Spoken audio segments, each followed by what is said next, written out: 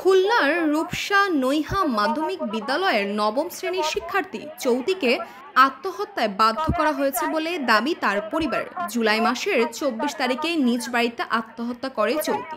নিজের হাতে লিখিত ডায়েরিতে রূপসা উপজেলার নৈহা মাধ্যমিক বিদ্যালয়ের শিক্ষক মাহবুবুর রহমানকে তার মৃত্যুর জন্য দায়ী করেন চৈতি। জানা যায়, প্রেমের সম্পর্কের পরে শারীরিক সম্পর্কে জড়ান শিক্ষক মাহবুব।